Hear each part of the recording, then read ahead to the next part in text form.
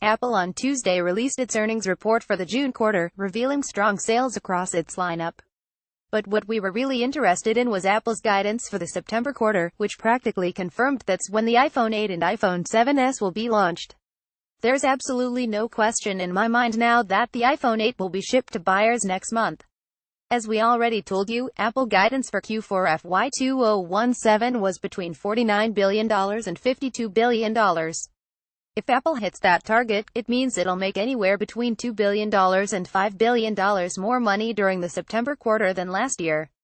In the September 2016 quarter, Apple reported earnings of $46.852 billion. Out of that, more than $28 billion came from iPhone sales, of which Apple sold 45.5 million.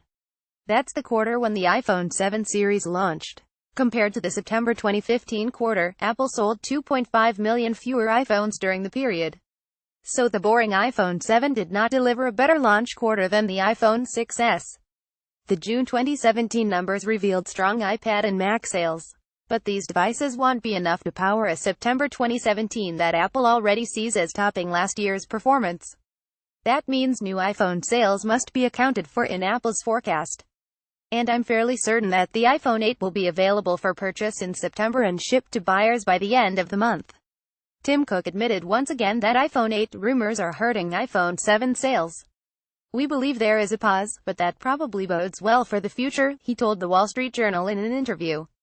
Would the boring iPhone 7s and iPhone 7s Plus be good enough to push September earnings well over last year's iPhone 7 performance during the same period? The iPhone 7s will be anything but boring.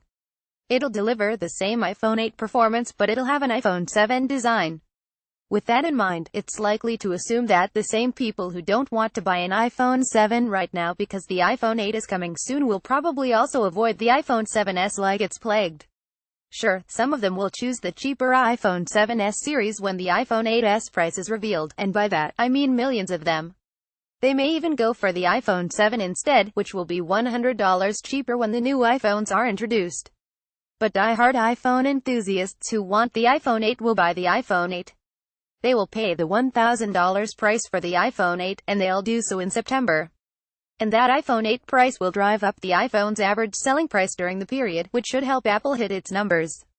One report said that Apple might only have anywhere between 3 million and 4 million iPhone 8 units ready for a September launch.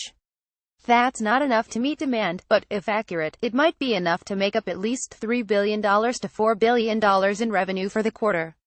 Now, Apple's guidance tells us that the iPhone 7s and iPhone 8 have to be unveiled in September and go on sale by the end of the month.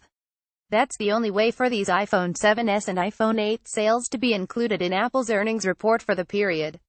But for Apple to hit its September target, the iPhone 8 has to ship during September too. It's not enough for Apple to only take iPhone 8 pre-orders in September and ship the phone in October or later, because Apple will only charge credit cards once shipping is imminent. So better get your cash ready and wait for that first Friday after Apple's September iPhone event to place your iPhone 8 order. Tags Apple, iPhone 7s, iPhone 8.